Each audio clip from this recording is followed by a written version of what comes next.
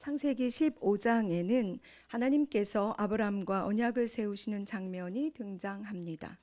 이때 하나님께서는 그에게 하늘의 무별을 보여주시면서 너의 자손이 저 별과 같이 셀 수 없게 될 것이라고 약속하셨습니다. 아브라함이 여호와를 믿으니 여호와께서 이를 그의 의로 여기셨습니다. 그리하여 오직 믿음으로 의롭게 된 모든 이들, 이방인이요 무할례자인 우리도 그의 자손 상속자가 되는 하나님의 언약 안에 사는 존재가 되었습니다. 이 신칭이 즉 오직 믿음으로 의롭게 되는 은혜는 유대인이나 이방인이나 할례자나 무할례자나 차별 없이 주시는 하나님의 의입니다. 이 놀라운 하나님의 영혼 구원에 대한 열망은 이스라엘의 역사를 타고 예수 그리스도의 탄생과 부활을 넘어 성령께서 임하심으로 더욱 확실해졌습니다. 오늘 우리가 읽은 사도행전 10장의 사건은 성교적 관점, 즉 하나님의 은혜의 복음이 온 세계를 향해 나아가는 데 매우 중요한 사건의 장입니다.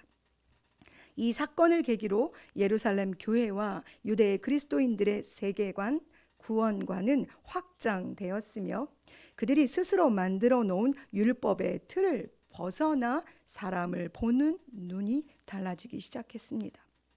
또한 사도 바울이 이방인들을 위한 사도로 그들에게 복음을 전하는 사역이 유대 공동체 안에서 공식적으로 힘을 얻게 되는 시작점이 되는 하나님의 특별한 은혜의 사건입니다.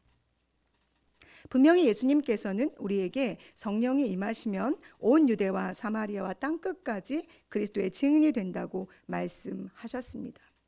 또한 모든 민족으로 제자를 삼아 아버지와 아들의 이름으로 세례를 주라고 명령하셨습니다. 그럼에도 불구하고 우리는 내가 속한 나라와 민족을 넘어 나의 가치와 판단의 기준을 넘어 혐오와 편견을 넘어 복음을 전하는 일은 결코 쉬운 일이 아닙니다. 이 모든 편견과 가치관과 세계관이 깨지고 확장되는 사건이 바로 욥바에서 일어난 것입니다. 본문에는 두 사람이 등장합니다. 한 사람은 이방인인 로마 군대의 백부장이며 한 사람은 예수님의 제자인 유대인 베드로입니다. 접점이 없어 보이는 두 사람이 욥바에서 만납니다. 이는 하나님의 때를 따라 흐르는 은혜의 신비입니다. 고넬료는 온 가족과 함께 하나님을 경외하는 경건한 의의 사람입니다. 뿐만 아니라 그는 하나님께 항상 기도하며 백성을 구제하는 일을 많이 한 사람입니다. 그에게 천사가 나타나 내 기도와 구제가 하나님 앞에 상달되어 기억하신 바 되었으니 지금 사람을 보내 욥바에 있는 베드로를 불러 오게 하라라고 말씀하십니다. 그는 즉시 집안 하인 둘과 경건한 부하 하나를 욥바로 보내지요. 그들이 욥바를 향해 가고 있을 바로 그때에 베드로도 환상을 보게 됩니다. 3번이나 유대인들이 먹을 수 없는 음식을 먹으라고 권하시는 주의 음성에 그렇게 할 수 없다고 말한 그에게 하나님께서 깨끗하게 하신 것을 내가 속되다 하지 말라는 음성을 듣게 됩니다.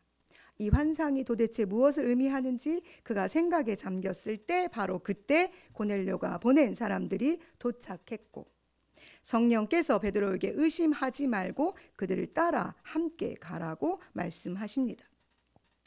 당시 유대인들은 이방인들과 교제하며 가까이 하는 것이 위법이었습니다. 그러나 그럼에도 불구하고 베드로는 28절에 하나님께서 내게 지시하사 아무도 속되다 하거나 깨끗하지 않다 하지 말라 하시기로 부름을 사양하지 아니하고 내가 왔다라고 말합니다. 만약에 베드로가 환상을 보지 않았다면, 성령이 그에게 따라가라고 강권적으로 말씀하지 않았다면 베드로는 절대 고넬료의 집에 가지 않았을 것이며 그를 만나지도 않았을 것입니다. 베드로가 하나님을 믿음으로 순종하였기에, 고넬료가 하나님을 믿음으로 순종하였기에 욥바에서 하나님께서 계획하신 일이 틈 없이 이루어지고 있습니다. 하나님께서 천사를 보내시고 성령께서 친히 말씀하시며 두 사람 고넬료와 베드로가 만난 것입니다. 왜요? 왜 둘을 만나게 하셨을까요?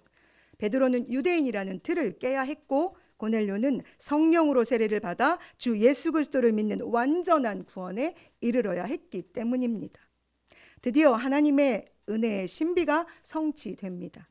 베드로가 예수 그리스도의 말씀을 전할 때 말씀을 듣던 그곳의 모든 사람에게 성령이 임재하셨습니다.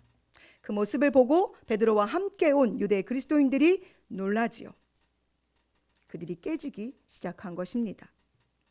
그리고 고넬료와 함께 있었던 이방인들에게 그리스도 예수의 이름으로 세례를 베풉니다.